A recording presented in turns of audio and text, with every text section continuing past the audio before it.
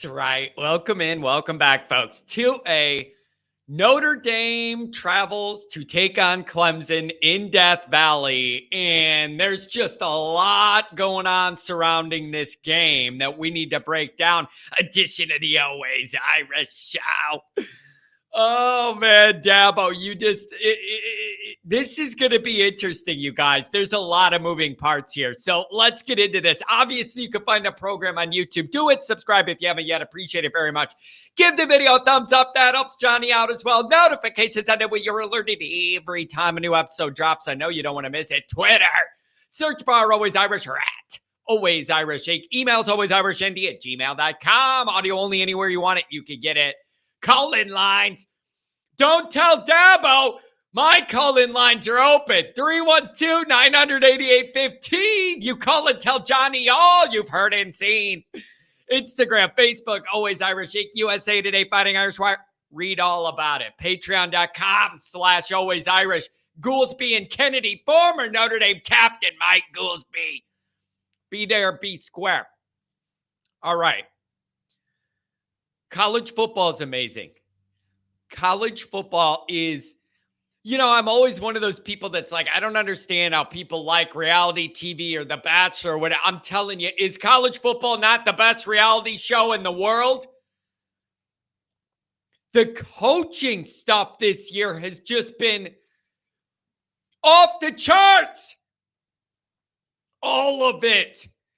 Harbaugh. Now the Urban Michigan State rumors. Lincoln Riley versus the media. Mel Tucker. Narduzzi losing his mind last week, having to backtrack and apologize to his own team for what he said after Notre Dame beat him. Now you got Dabo on his radio show yelling at the fans. Yelling at the fans. I can't get enough of it as long as it doesn't involve my guy. All this drama, it's beautiful. But this is really interesting. You're looking at this game on the schedule as a Notre Dame fan in the summer, and it's Clemson. It's the final of the big three. You have Ohio State early, kind of USC in the middle, these guys at the back end. And before the season, you're breaking down the schedule, looking at it all. What we wanted this to be, Notre Dame and Clemson fans wanted it to be,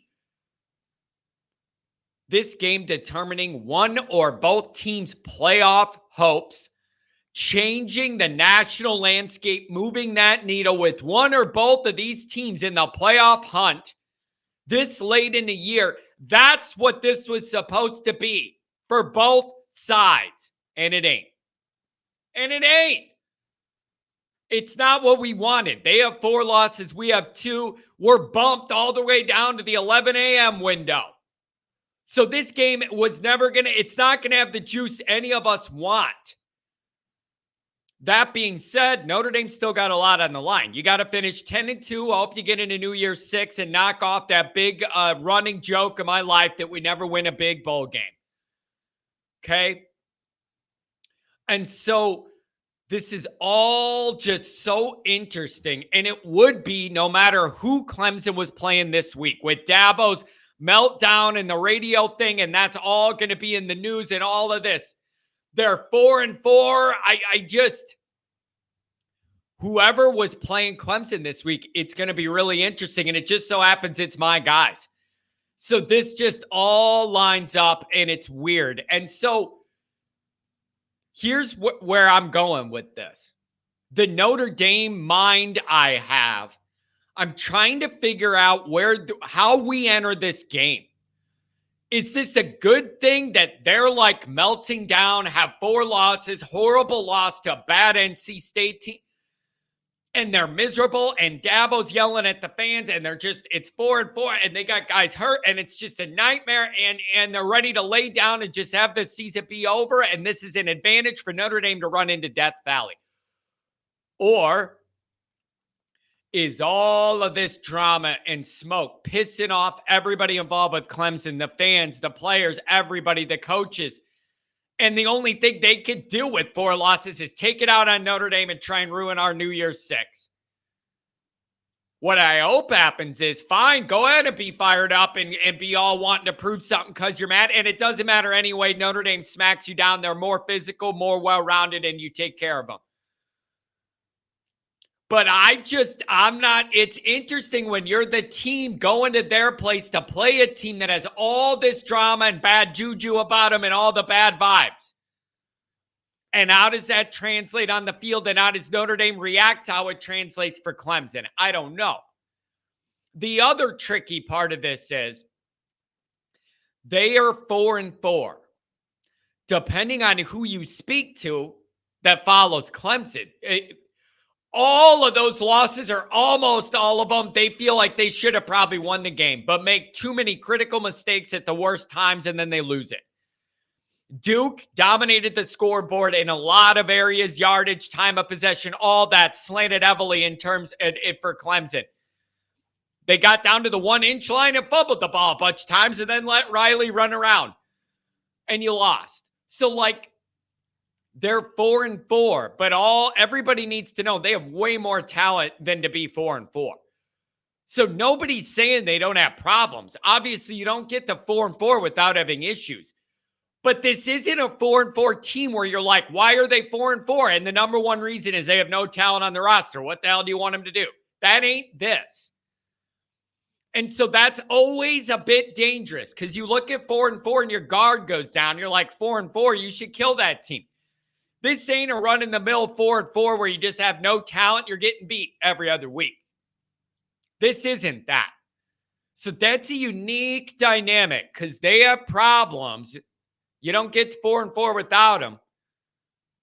But this is not a barren roster in terms of talent. It's not. But I do think Notre Dame's bigger and more physical than Clemson right now, and I hope to see that play out. I genuinely mean that, and it looked that way last year as well. So then you get into this game. Is there more pressure on Notre Dame or Clemson? I don't know.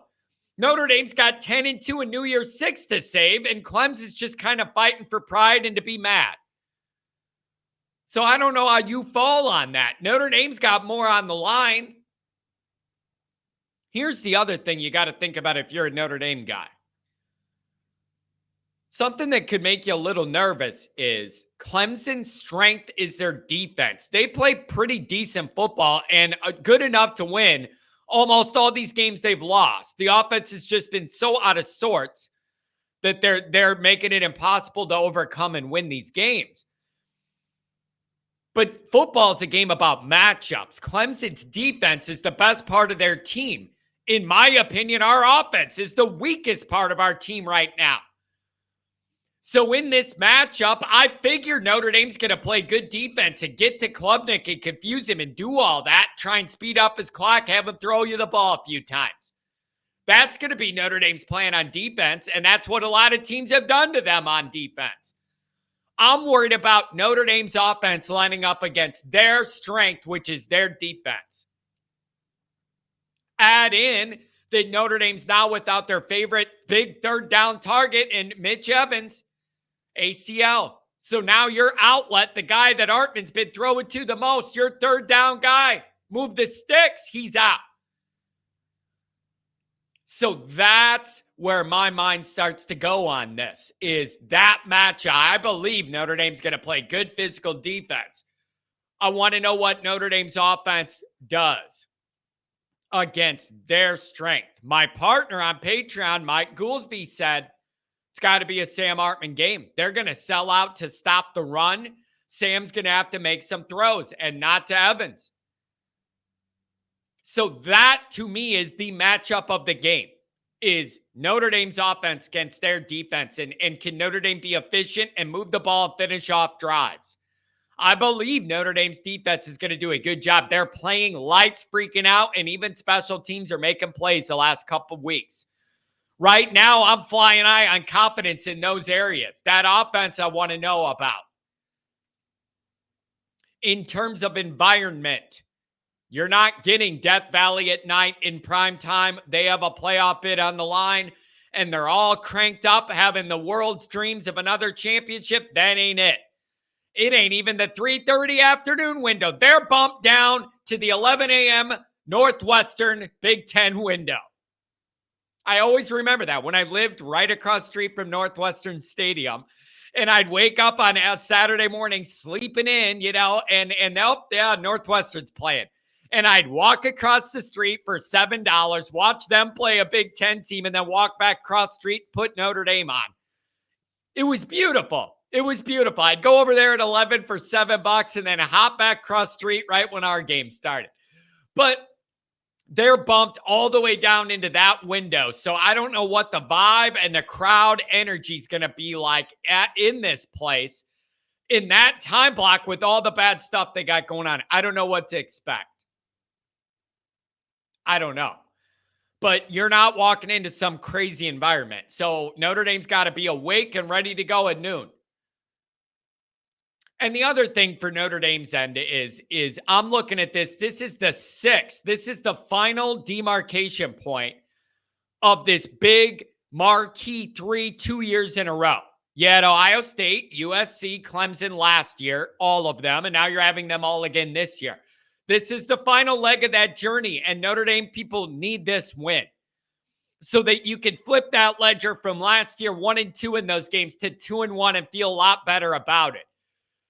Maintain a gain and maintain some leverage over what you did with USC. And then after blowing out Clemson last year, if you could go to their place and win now, it would feel like we're leaving you in the dust and Notre Dame's program's moving forward and you're moving back and you're the old thing, man. That's what this needs to feel like. That's what it needs to feel like. Cade Klubnik struggling. I mean, I feel for the kid. You could see his wheels spinning fast. The game's moving fast. They're not playing great. The Clemson people aren't happy with the offensive coaching staff, development, guys making fundamental plays. Like they just don't have a lot of that going on. I don't know if Will Shipley's going to play or not. Concussion protocol. You'd be looking at Maffa back there. I don't know. But man, Notre Dame's got to get after Cade. If you speed his clock up and you pressure him, he's going to throw that ball up. He's been doing it all year. Like, you got to crank the heat up on this guy. And Notre Dame's been doing a pretty good job on defense lately. I hope Notre Dame's defensive guys are salivating at the idea to get a piece of this offense and to get after this young quarterback. And so it's an interesting dynamic, you guys. Whoever was playing Clemson this week, it was just going to be the ultimate interesting dynamic it was already going to be that way before Dabo made all these headlines the other night. So really interesting dynamic, and I need Notre Dame to emerge. I don't care how mad they are, us against the world. We have nothing else to lose. I don't care. Notre Dame's got to be too physical to where it doesn't even matter if they want to do their fine, dying, last breath kick, punch. It just, you need to shut it down. Be more physical. Let them know you could be as mad as you want. It ain't going to matter on this day. That's what I need to happen. So key matchup to me is Notre Dame's offense and Sam Hartman against Clemson's defense. I believe I know what I'm going to get from ours. It's going to be enough to win. I believe our defensive effort's going to be enough to win this game. I need that offense, and I need Sam Hartman, Mr. Sixth-year guy, big ACC matchup here. I need you to step up and win this game.